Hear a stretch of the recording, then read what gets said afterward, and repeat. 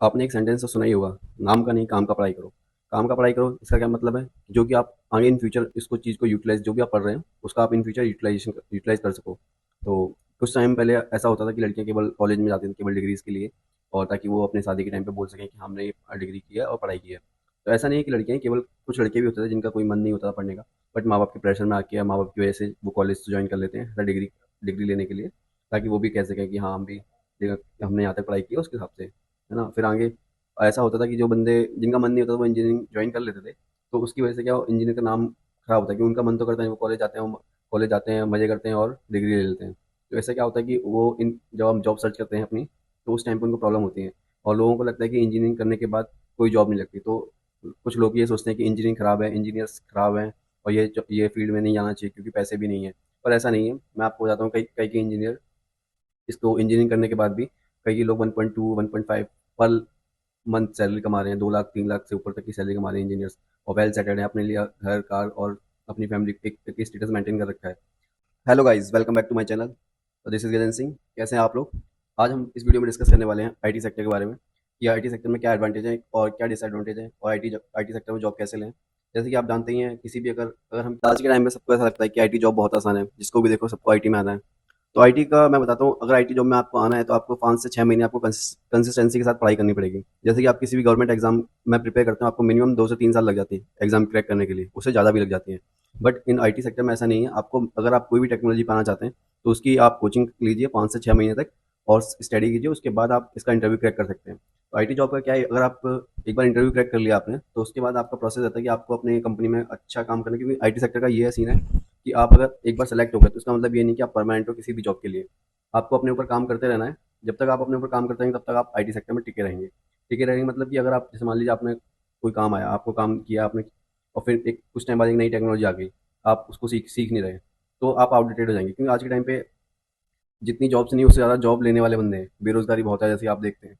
अगर अभी रिसेंटली एक सिनेरियो बताऊं मैं आपको, तो अभी कॉग्निजेंट ने एक वॉक इन ड्राइव रखी थी, जिसमें मोस्टली पैकेज 2.24 का था। वो नॉन टेक्निकल के लिए था, जैसे जो बी ए या बी एस सी करके आए उनके लिए। बट उनको ही पता है कि अगर उसी सेम प्रोसेस के लिए अगर हम 2.2 दे रहे हैं, तो उसमें बंदे आ रहे हैं, तो वो अपने आपको पैकेज ज़्यादा क्यों देंगे, है ना?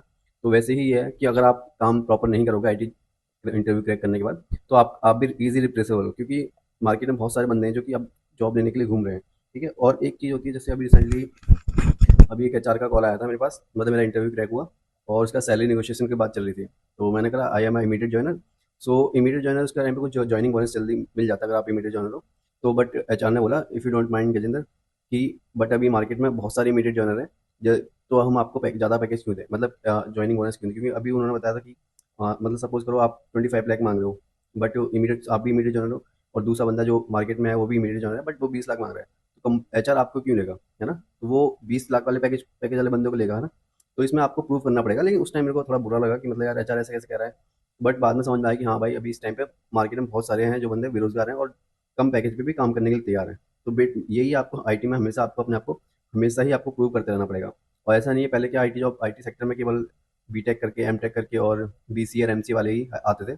बट अब आज के टाइम पे क्या हो गया, non graduate like non technical बंदे भी आईटी में अप्लाई करते हैं, और वो भी कम पैसे में काम करने के लिए रेडी रहते हैं। तो इसकी वजह से थोड़ा आईटी में पैसा, मतलब जिसके पास स्किल्स है उसके पास तो अभी भी पैसा है।